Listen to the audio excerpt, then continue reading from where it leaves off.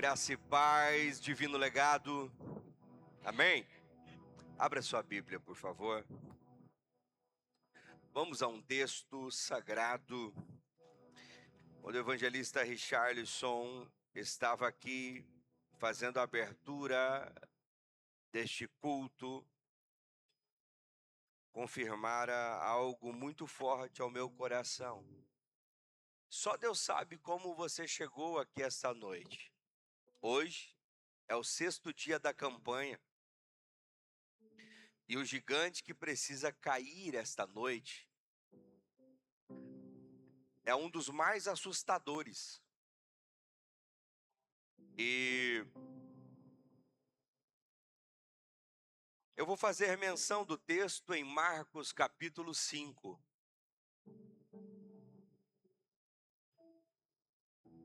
E depois nós vamos dar sequência, mas antes, depois da leitura, a gente vai orar pelas nossas crianças que vão para o culto infantil. Mas eu preciso que você vá a esse texto, capítulo 5. Capítulo 5, São Marcos. Aleluia. Capítulo 5 de São Marcos. Glória a Deus. Os louvores que aqui foram entoados, para honra e glória do nome do Senhor. Quem achou diz amém. Diz o texto assim: E chegaram à outra margem do mar, a província dos Gadarenos. Fala comigo. Eles chegaram do outro lado da província dos endemoniados. Diga assim: Jesus não estava sozinho e ele sabia o que lhe esperava. Diga assim: você, fala para a pessoa que está do teu lado, você não está sozinho. Jesus já sabe o que está te esperando. Mas lembre-se, você não está sozinho. As nossas crianças venham à frente para a gente orar.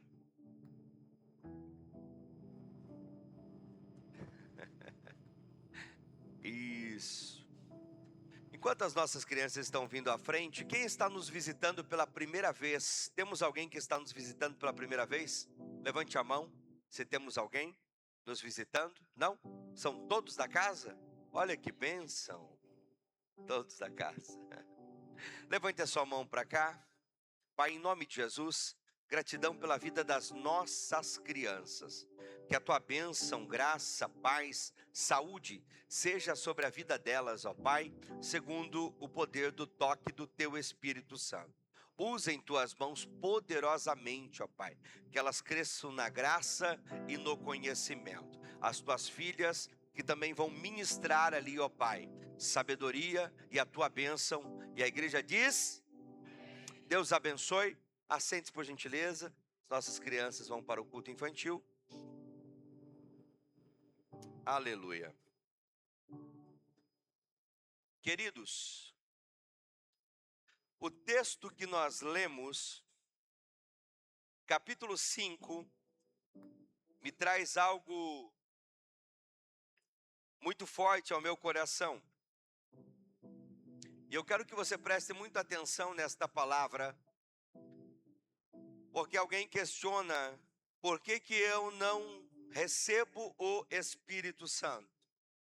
A questão da pergunta não é o porquê eu não recebo o Espírito Santo.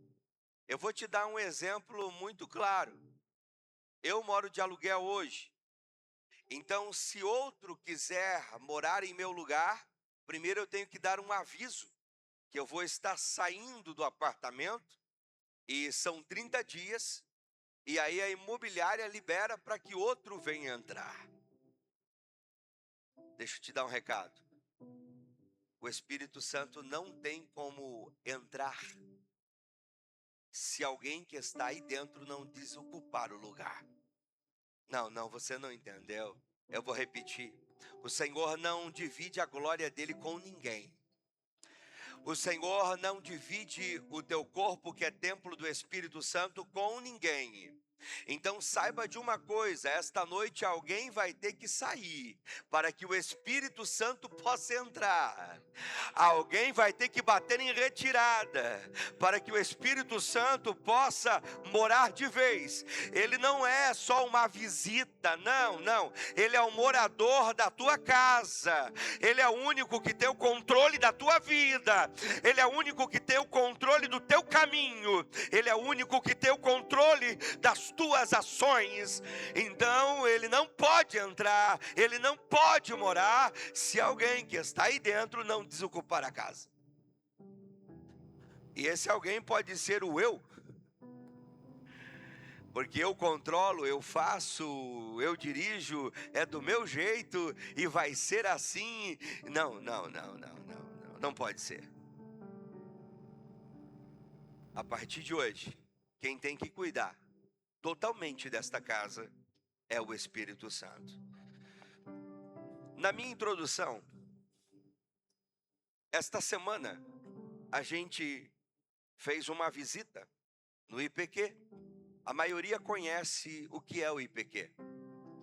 E quando eu estava passando na primeira ala, o Espírito Santo permitiu que eu olhasse um seleto grupo de adolescentes de 13, 14, 15, 16 anos. Assustador. Aquilo acelerou o meu coração. E o senhor, que já trabalha ali no IPQ há mais de 40 anos, me relatou algumas coisas assustadoras. E brincadeiras que surgem de um hospital psiquiátrico como esse acabam abalando alguns que não estão estruturados na fé. Dobre a sua atenção agora. Não porque o pastor Anderson é um pastor capelão e tinha livre acesso e pôde entrar, não era isso. O que mais doeu o meu coração é que os pais daqueles adolescentes estavam pelo lado de fora e os filhos pelo lado de dentro. Só que eles não entenderam o que estava dentro dos adolescentes é que precisava desocupar a casa para que alguém especial pudesse entrar. E é baseado na minha entrada no EPQ para uma visita, que eu quero trazer a mensagem para derrubar o maior gigante que eu penso da atualidade. Ele vai ter que cair por terra esta noite, porque senão casais não serão liberados, famílias não serão libertas, filhos não sairão do mundo das drogas, porque este gigante, esta noite, vai ter que morrer.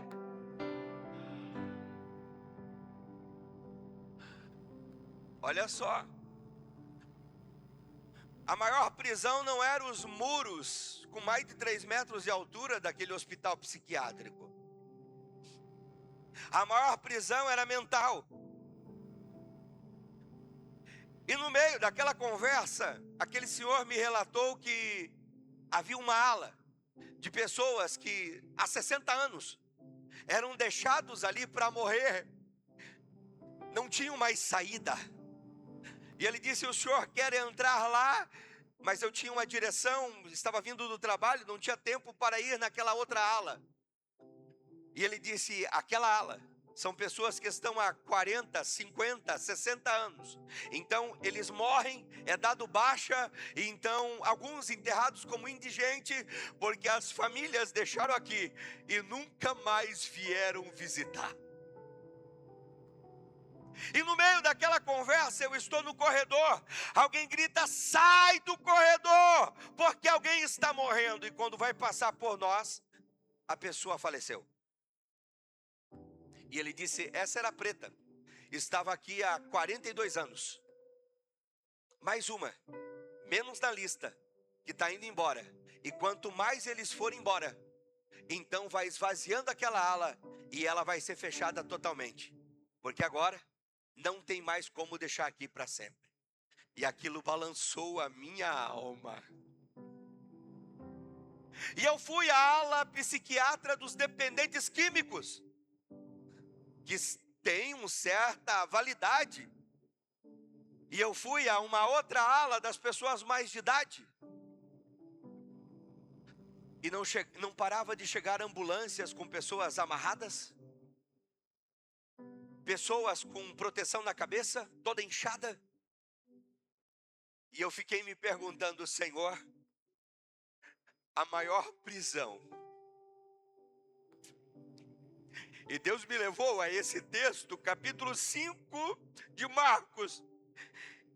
E não eram ainda 4 horas da manhã, esta madrugada, quando o Espírito Santo me fez debruçar a esse texto e dizer, filho, a tempestade que se levantou para Jesus chegar em Gadara não foi natural, porque quando ele se levanta, ele repreende o mar e diz, aquieta-te. Então o Espírito Santo ministrou o meu coração, era algo que estava fora, mas em Gadara era algo que estava dentro. Então o que estava fora tentou se levantar para matar Jesus, para acabar com os discípulos e dizer, vocês não vão tomar posse de Decápolis, vocês não vão tomar posse de Gadara. Então sempre o que antecede um milagre é algo do inimigo tentando derrubar você, matar você, acabar com você, destruir você. Mas esta noite quem está sendo destruído é Satanás, é o gigante, porque você venceu, você está aqui e o nome do Senhor é glorificado, porque a casa vai ser desocupada e quem vai ocupar é o Espírito Santo, é a presença de Deus, é a glória de Deus.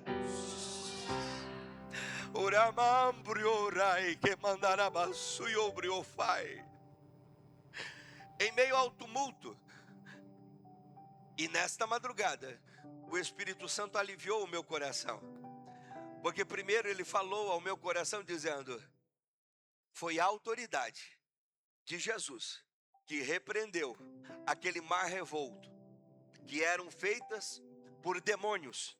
Aquela tempestade não era natural, ela era demoníaca. Primeira coisa que eu entendi nessa introdução, eu preciso ter discernimento. Se é racional, que faz parte do meu psicológico, do meu emocional, ou se é algo espiritual. Eu preciso detectar o que está acontecendo, porque o texto vai dizer, e saindo ele do barco, logo ao seu encontro saiu alguém do meio dos sepulcros, um homem com espírito imundo, o qual tinha a sua morada nos sepulcros, e nem ainda com cadeias poderiam prender aquele homem.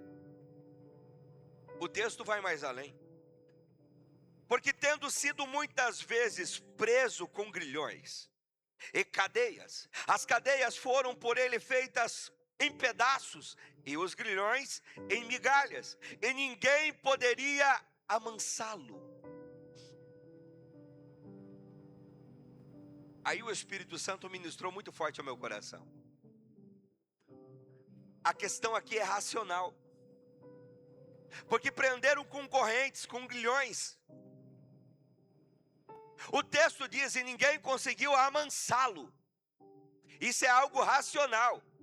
O problema é que em Gadara, eles não estavam tendo discernimento que o que estava acontecendo era espiritual. Tem coisa que está escondida no meio do sepulcro da alma. Tem coisa que está escondida no sepulcro do subconsciente. Tem coisa que está lá dentro, lá do passado, por uma questão espiritual, que vem acompanhando a família, que vem acompanhando a família, que vem acompanhando a família. Mas esta noite Jesus chegou. Esta noite Jesus está aqui e toda questão geracional vai ser quebrada na autoridade, no poder que há em Jesus, no sangue de Jesus vai acontecer. Você não vai voltar para a tua casa do mesmo jeito que você entrou.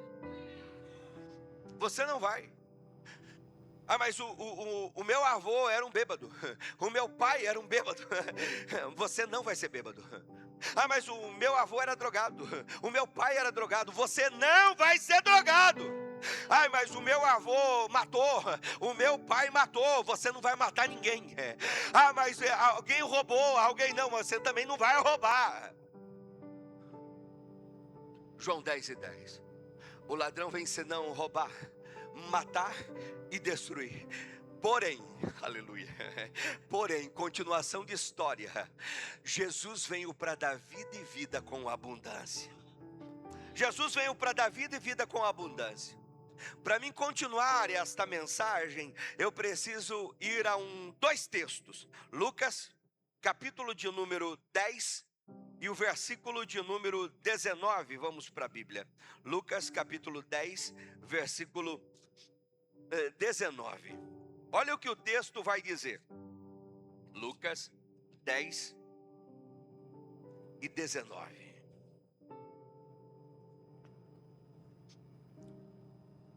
Eis que vos dou poder para pisar serpentes e escorpiões e toda a força do inimigo, e nada vos fará dano algum. Amém ou não amém? O texto fala de 70 discípulos que retornam e trazem um relatório: em teu nome nós expulsamos demônios. Só que Jesus vai além. Ele está dizendo: eu vos dou poder. Ele não está falando de força, porque tem horas na nossa vida que se Deus der força para a gente mata alguém. Então ele dá sabedoria, ele vai te dar poder. Poder é algo espiritual, porque a casa está limpa, então você vai ter autoridade e você vai poder expulsar o que está dentro da outra pessoa. Vamos ao próximo texto. Efésios, capítulo de número 6. Efésios, capítulo de número 6. Versículo de número 12. E eu preciso que você dobre a sua atenção, porque esta palavra está mexendo lá dentro. E essa noite vai limpar de uma vez por todas. 6:12. Porque não temos que lutar contra a carne e sangue, mas sim contra principados e potestades, contra príncipe das trevas desse século, contra as hostes espirituais da maldade nos lugares celestes.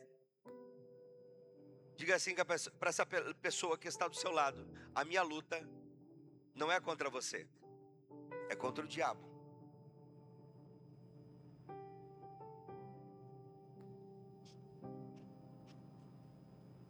Então você vai parar de brigar com a tua mulher, você vai parar de brigar com o teu marido, você vai parar de brigar com os teus filhos, você vai parar de brigar com o irmão da igreja, contra o teu líder, você vai parar de brigar contra o teu patrão, você vai parar de brigar contra o teu amigo lá onde você estuda, você vai parar de brigar.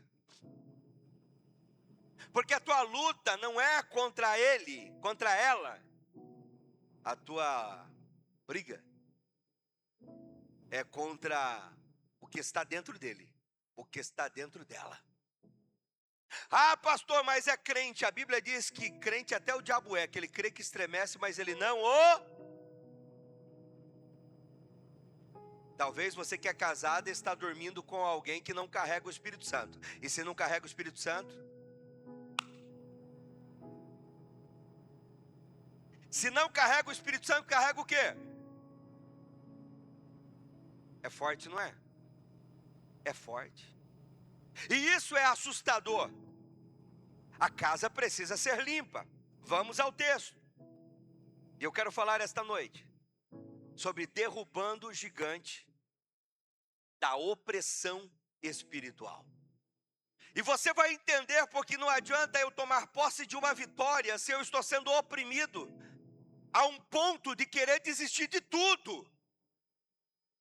Desistir da minha casa, desistir da família, desistir do casamento, desistir do trabalho, desistir da igreja, desistir do ministério. Ah, como eu queria que alguém que não pode estar aqui hoje, estivesse aqui hoje, para poder ouvir esta palavra, porque eu estou sem dormir. Eu quero que você me entenda. Pastor, mas se a casa foi limpa um dia, você limpa a casa só uma vez no ano? Ou só no aniversário? Ou só há 10 anos? Não. Você limpa a casa todo. É engraçado porque a minha esposa, quando a gente vai sair de manhãzinha para trabalhar, ela diz: amor, tem que fechar a porta, tem que fechar a janela. Essa janela aqui, eu digo: mas por quê? Porque entra muita poeira. Quando a gente chega, está tudo empoeirado. O balcão da pia, as coisas, está tudo empoeirado. Eu digo: meu Deus, mas como? Já pensou se não parar para limpar? Deus o livre. Não tem quem aguente. Aí você pisa, é poeira, é cabelo, e vai virando uns negócios assim, ó. Então você limpa todo assim é o nosso corpo, assim é a nossa vida espiritual, assim é o templo do Espírito Santo. Ele tem que fazer a limpeza todo dia, ele tem que limpar todo dia. Pastor, o senhor também todo dia, irmão, senão vai dar ruim, senão vou ter problema, vai acumular sujeira. E o que limpa, pastor, é o Espírito Santo, é a graça, é a misericórdia, é a compaixão que vem dele, que vem do céu, que vem do alto. Quando Jesus entra, nenhuma opressão permanece. Nem todo gigante aparece como um problema externo. Ele não é visível. Alguns são invisíveis. Pensamentos que não são acessados. Ah, se tivesse o poder de acessar alguns pensamentos. Primeiro, a gente ganharia muito dinheiro, né? Mas a gente salvaria muitas vidas. Se a gente conseguisse acessar os pensamentos, a gente salvaria muitas vidas. Porque o maior problema não é o que está fora, o maior problema é o que está dentro. E você não consegue acessar. Aí tem alguns, como lá na minha cidade, diz assim, vontade de rachar a cabeça, abrir a cabeça, porque não entra. É muito forte. Angústia sem explicação. Ciclos repetitivos de destruição. Opressões espirituais silenciosas. Eu sou ser humano, eu passo por isso. A limpeza, ela acontece diariamente na nossa vida. Não pense os senhores que é só eu que estou na luta. Não, tem luta, tem prova. E nós precisamos encarar e aceitar a situação para que o Espírito Santo faça a limpeza. Marcos 5. O homem não estava só com problemas, ele estava sendo dominado pelos problemas. Isso é pior ainda. Porque se você tem um problema, você vai resolver um, você vai resolver outro. Mas agora quando os problemas te dominam, aí não é mais você. Aí é alguém que entrou em você e fez da sua vida um verdadeiro problema.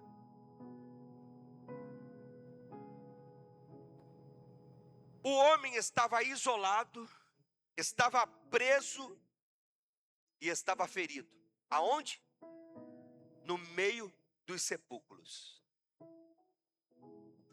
Quem gosta de ir no cemitério, levante a mão. Ninguém gosta de ir em cemitério, irmão. Ninguém gosta. Ninguém gosta. Eu sei que se eu for no Jardim da Paz, o meu pai está ali. O corpo dele está enterrado. 58 anos de idade. Se eu for no cemitério dos Correias, em Caçador, lá está a minha avó Maria.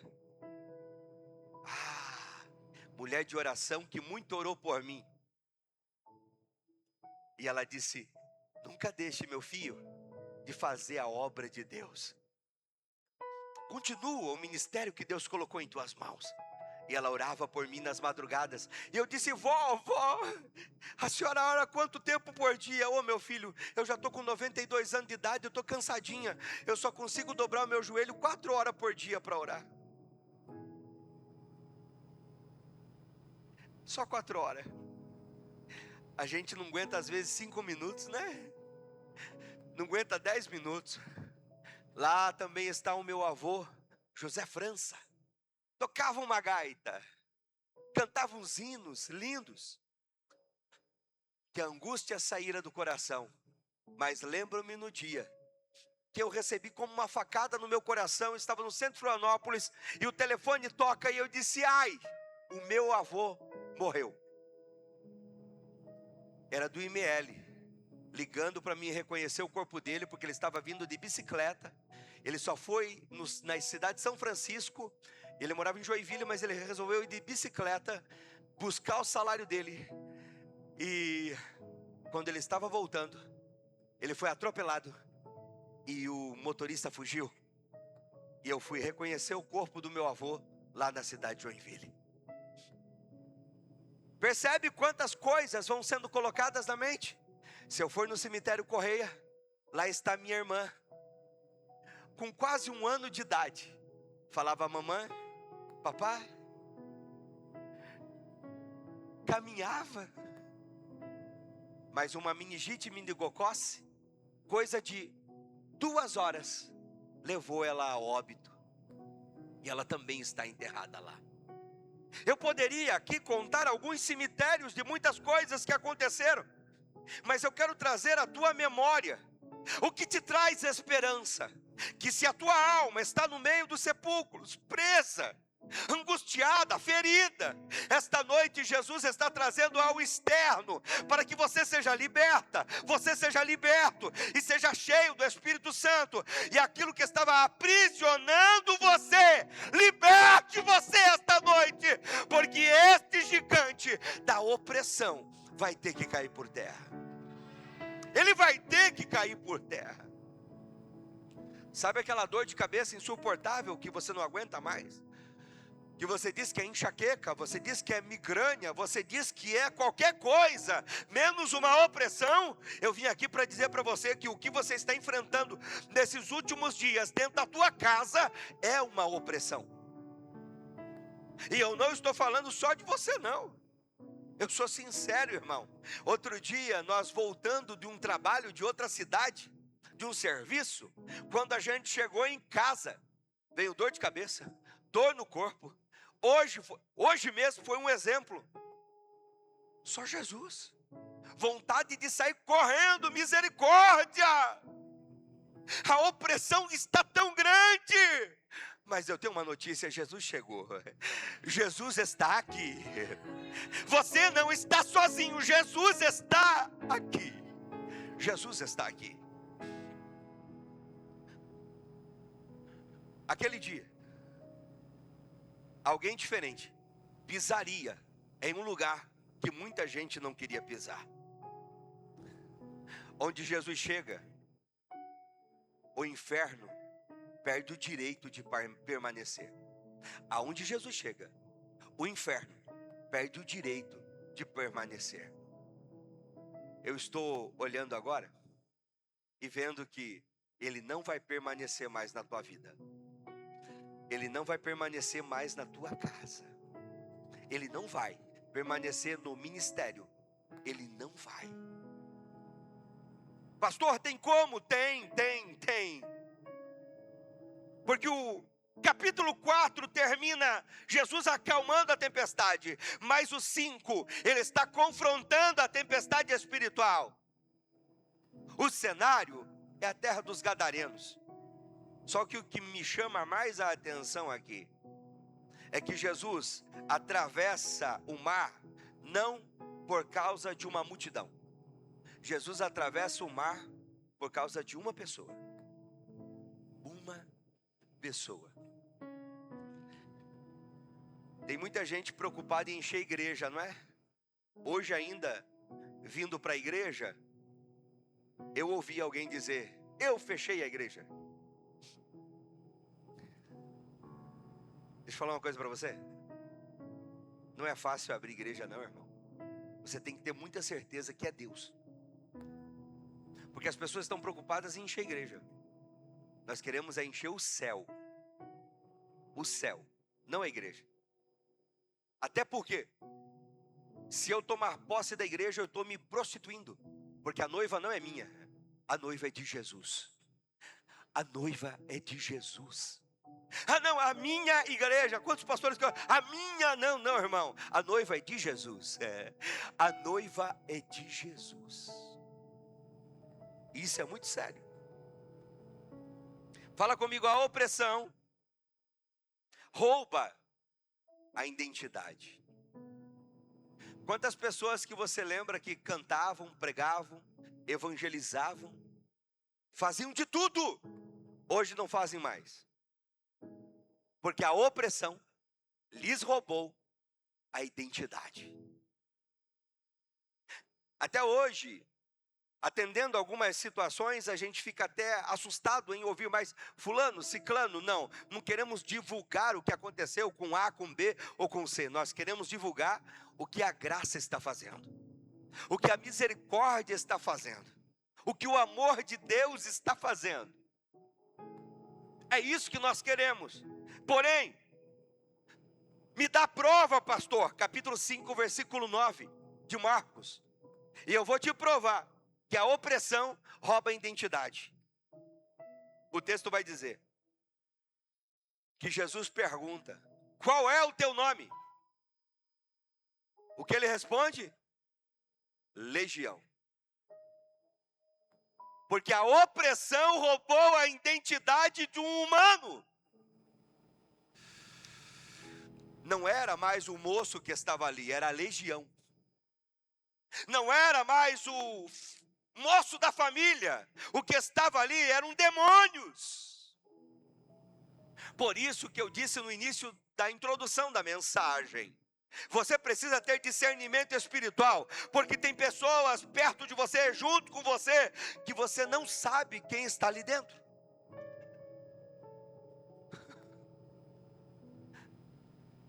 Alguém um dia disse para mim: Pitbull é muito bom. Pitbull eu gosto, eu amo. Pitbull, lá em São Paulo, foi isso que aconteceu. Eu ia falar Afeganistão, não, vou falar cidade. Lá em São Paulo. Quando eu encontrei, não, é meu amigo, é tudo. Eu sei do meu cachorro. Eu disse: rapaz, cuida. 12 pontos no antebraço. Eu disse: que foi? Rapaz, foi o meu pitbull. Eu me descuidei, o pitbull me mordeu. Cuidado. Cuidado. Eu preciso entender que aquele homem não responde o seu nome, ele responde uma condição espiritual. Legião, segundo o exército romano, eram 6.000 homens. Imagine 6.000 demônios dentro de um homem. Por isso que as correntes não o seguravam. Por isso que os grilhões eram quebrados. Por isso que ninguém conseguia amansar. Não era o rapaz, eram 6.000 demônios que estavam dentro daquele rapaz. 6.000 demônios. Domínio massivo, opressão intensa, perda do controle total. Quando a opressão domina, a pessoa perde a identidade e deixa de ser humano. Irmão, você acha que é normal você passar aqui em Palhoça e ver as pessoas com o corpo inteiro dentro de uma lixeira, comendo lixo? Você acha que isso é normal? Você acha que isso é normal estar numa rua? Médicos formados, professores, advogados. Foram desilusões que aconteceram. Automaticamente demônios foram entrando e levando essas pessoas para a rua. Eu e você precisamos entender o que está acontecendo. Pastor, como assim, pastor? Não tem como, tem. O inimigo sempre tenta substituir a identidade de um escolhido por uma prisão. Não pense você que você tem o domínio de tudo, porque você não tem. O inimigo está doido para pegar você e aprisionar. Quantos que eu conheço que estão aprisionados? Aprisionados. E isso é assustador. Pastor, tem como a gente mudar essa situação? Fala comigo. A opressão isola e destrói relacionamentos. Quantos casais, pais e filhos, irmãos da igreja, parece que criou uma barreira, não consegue conversar, não consegue mandar uma mensagem, não consegue ligar. Por quê? O que está acontecendo? A opressão está quebrando relacionamentos. Pastor, mas a gente está dentro da casa, mas não tem mais o mesmo ambiente, não tem o mesmo prazer, não tem a mesma comunicação que tinha antes. O que está acontecendo? Abra a cabeça, por favor. Abra a cabeça. Alguém precisa desocupar a casa. E quem precisa desocupar a casa não é você. O que você precisa fazer é tomar posse da tua identidade de novo e dizer: capeta, aqui você não entra. A casa pertence ao Senhor. A minha família é de Jesus. O meu casamento é de Jesus. Os meus filhos são de Jesus. Tudo é de Jesus. Aleluia. Vai ter que desocupar a casa. Vai ter que desocupar a casa. Marcos 5:3. Ninguém podia prendê-lo, nem com cadeias. Então ele vivia longe da sociedade, longe da família, longe da convivência. A opressão sempre empurra você para o isolamento. Isolamento emocional, cuidado para não cauterizar a tua mente. Porque se você deixar cauterizar a tua mente, ninguém mais consegue mudar. Não, isso é normal. Isso não é normal. Isso não é normal. Ainda dá tempo, dá para recuperar, dá para levantar. Tem uma saída, tem uma solução. Vamos procurar ajuda. Jesus!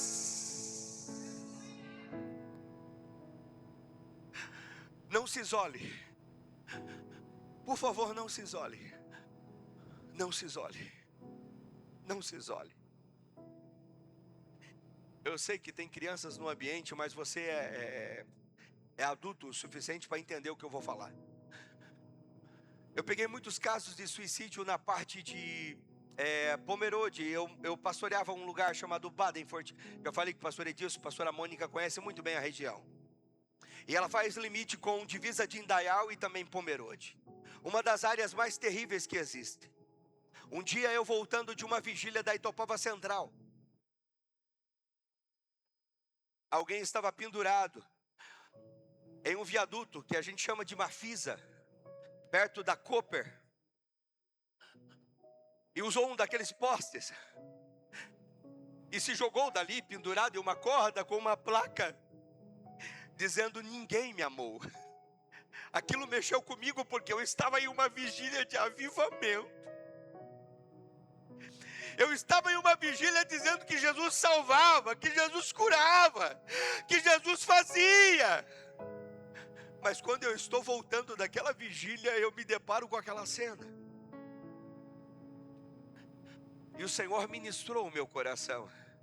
Nem tudo você pode mudar. Eu posso, mas a pessoa precisa aceitar.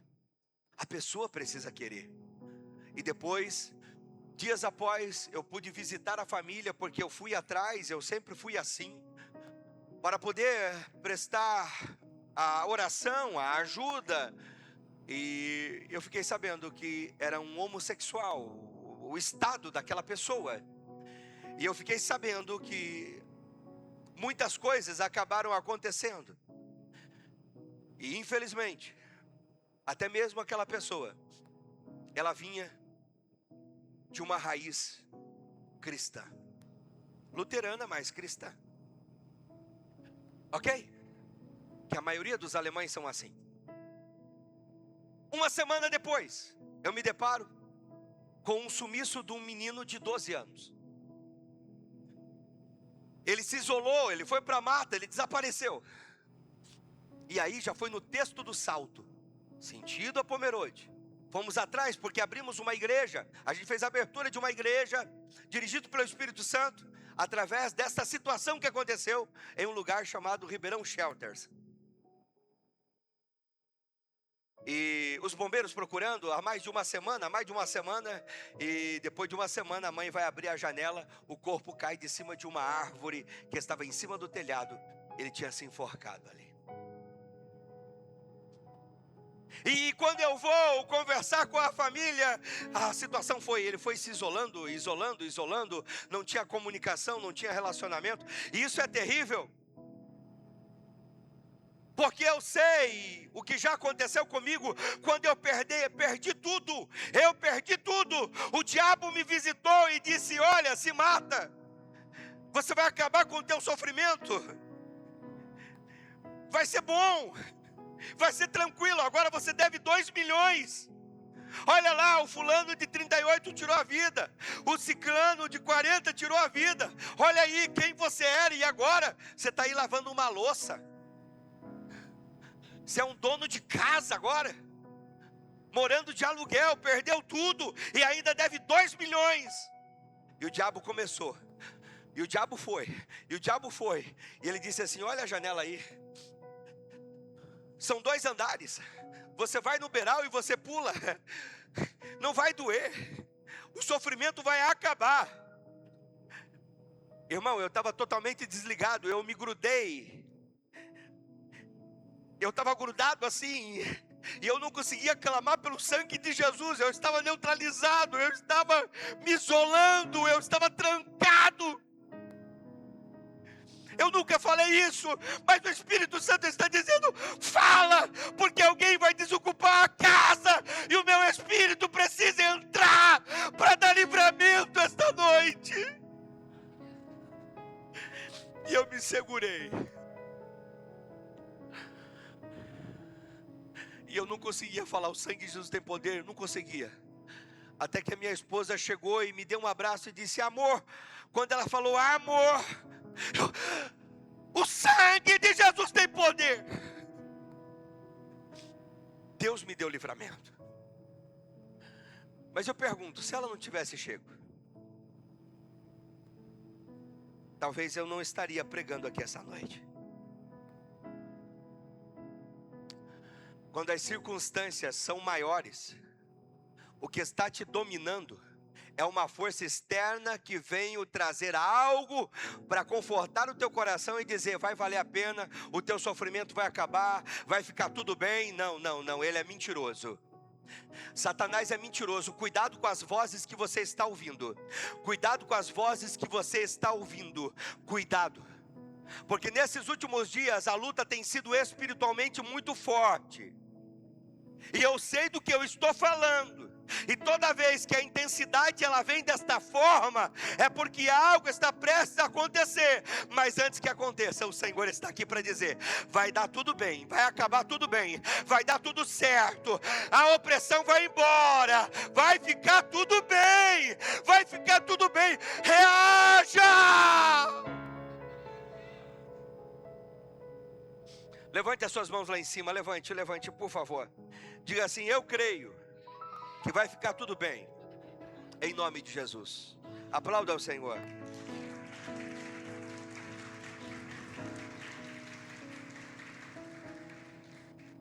Fala comigo: a opressão gera autodestruição. Capítulo 5, versículo 5 diz assim: ferindo-se com pedras, Tem gente que se mutila, né? Corta os pulsos.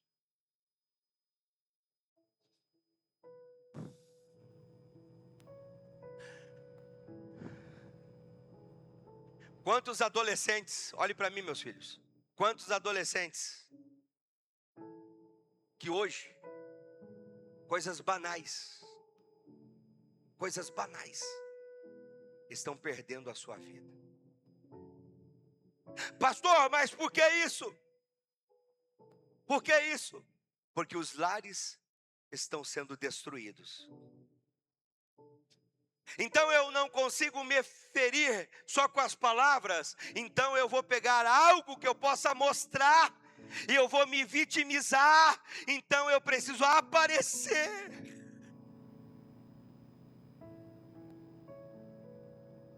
Não. Eu não preciso me aparecer. Eu preciso entender que Jesus, ele vai mudar essa história. Mas só que esse sinal é profundo. Ele não estava apenas sendo atacado, ele estava se ferindo. Tem pessoas que estão isoladas e não estão sendo atacadas, eles mesmos estão se ferindo, se machucando, e automaticamente machucam as outras pessoas. Machuca as outras pessoas. E você machuca quem está perto. Essa noite é a noite de sarar as feridas.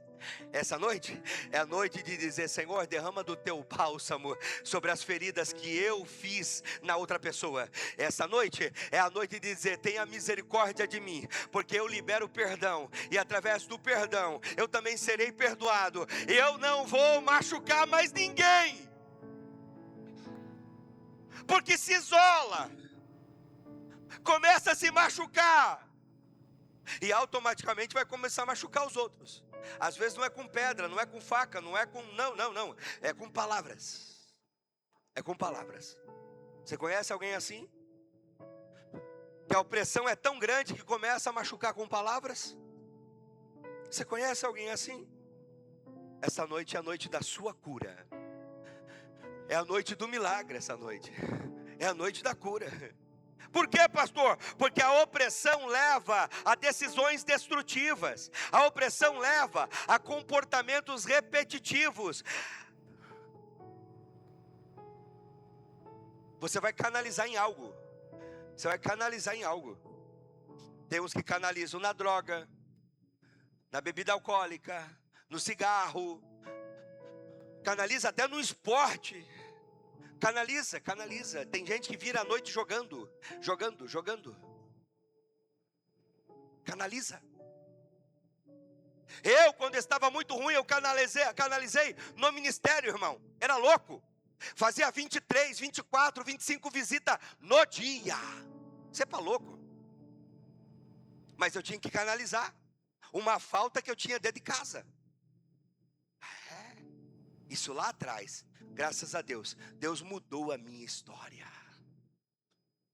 Muitos homens canalizam na rua a falta do que tem em casa. Mulheres também. Quanto mais hora extra eu fizer, melhor. Quanto mais tarde eu chegar em casa, melhor. Quanto mais tempo, melhor. Eu não quero chegar em casa. Cuidado. Comportamentos repetitivos.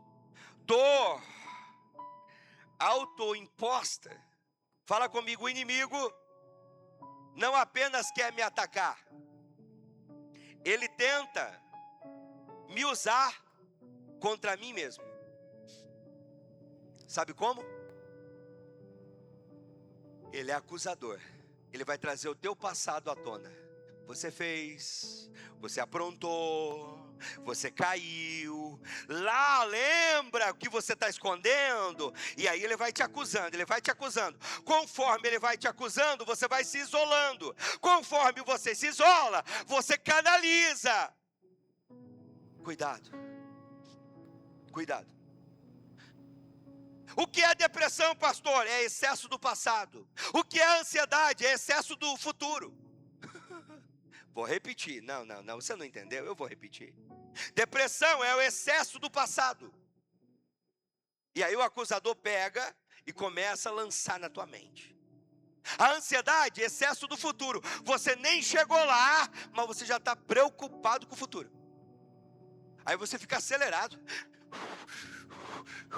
E aí quem está perto de você, você tenta acelerar. E aí você faz um balaio de gato, nem você consegue se virar. A desorganização vem e aí dá problema. Dá problema. Dá problema. Gente, eu só estou pregando a Bíblia aqui. E eu preciso transmitir esse texto a você.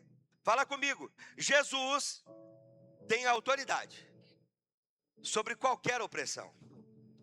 Capítulo 5, versículo 8 de Marcos. Sai deste homem, espírito imundo. Ou seja, Jesus não negocia, Jesus não debate com ninguém. Ele ordena. O verbo aqui é contínuo, indicando a autoridade absoluta. Eu não vim aqui do outro lado do mar para negociar com capeta. Eu não vim aqui para debater com capeta. Eu vim aqui para dizer: sai! Tem coisa que você não pode ficar assim. Para! Não, eu não tem nada que conversar. Sai! Irmão, deixa eu contar uma coisa para você. Lá no Afeganistão do Bela Vista, nós tínhamos uma loja. E um certo dia, 2 mães de santo entraram lá. Pior besteira da vida delas. Queremos saber quem é o pastor Anderson. Perguntaram para a pastora Keila. Aí a pastora disse: tá, mas por que vocês querem saber? Ele é o meu marido, mas por que vocês querem saber do pastor Anderson? É porque todo mundo comenta desse homem. Diz que ele é diferente. Quando eu ouvi aquilo, eu disse: ah, capeta, você está aí. Ei, o que os demônios falaram na boca do gadareno? Filho do Deus Altíssimo, você está aí, né? Por que você veio atormentar? A gente estava tão bem. Tem gente que não consegue ficar perto de você. Tem gente que não consegue conversar com você. Por quê? Porque você está atormentando. Não é você, é o que você carrega. É o Espírito Santo. Aí como você carrega o Espírito Santo, as pessoas vão, ó, se mandando, ó. Perna para que te quero. Aí elas assim: não, a gente só queria saber quem era o senhor aí. Tá tudo certo. Irmão, eu me adiantei na frente das 2 mães de santo, fechei a porta e disse: daqui vocês não saem. Elas não foram entrar lá? Daqui vocês não saem. A loja é minha, é nossa. Daqui vocês não saem. Não, mas é que não, eu vou orar por vocês. E depois vocês vão embora. Vocês falaram que eu sou diferente, então vocês estão vendo a diferença.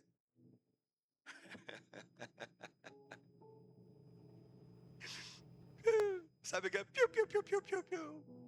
Deram uma de Chaves. Choraram. Quando a gente quiser, a gente pode vir aqui receber oração? Pode! Abraçaram.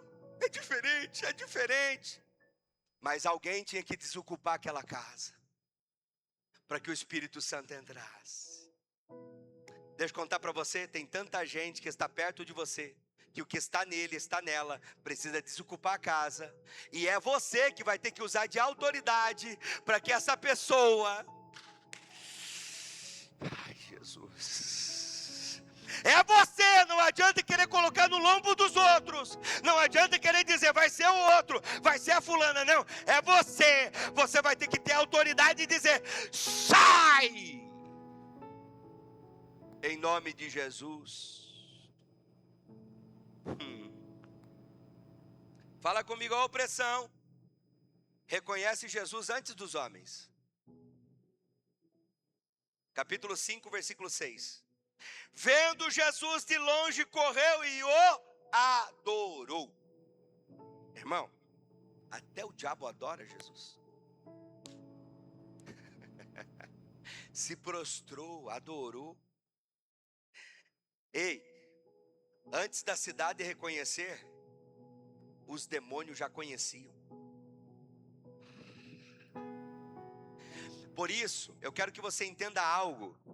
Quando você for viajar, deixa a gente orar por você antes. E mesmo antes, irmão, tem demônios, principados, potestades geográficos. Saiu do limite de uma cidade? Ore. Saiu do limite do estado? Ore. Está viajando? Vai orando. Vai repreendendo. Tem demônios regionais.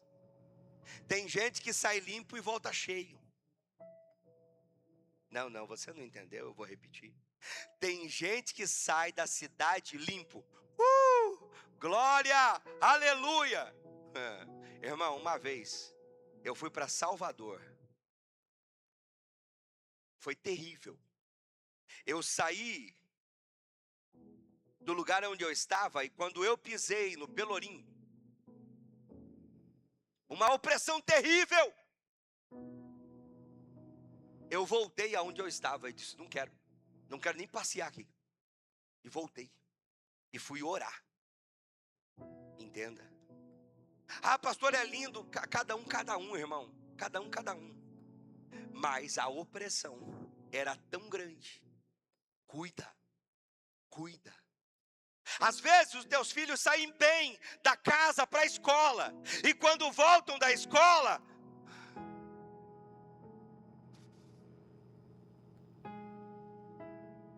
às vezes você sai de casa bem para o trabalho. E quando volta do trabalho, cuidado, por favor. Pastor, por que isso? O mundo pode duvidar quem é Jesus, mas o inferno sabe exatamente quem é ele. Marcos 5:15. Assentado, vestido e em perfeito juízo. 3 evidências da libertação que você ou alguém da tua casa vai sentir a partir de hoje. Paz, fala comigo, paz. Bem alto, paz. Dignidade restaurada e mente restaurada. Agora levante as duas mãos e diga assim: quando Jesus liberta, Ele não melhora, Ele transforma completamente. Porque aquele que vivia entre os mortos, agora estava vivo. E assim vai ser. Coloca a mão na cabeça. Na minha vida, na minha família, na minha casa, e aonde eu colocar a planta dos meus pés, o meu Deus vai dar vida. Com autoridade eu repreendo o que não vem do céu, que saia em nome de Jesus.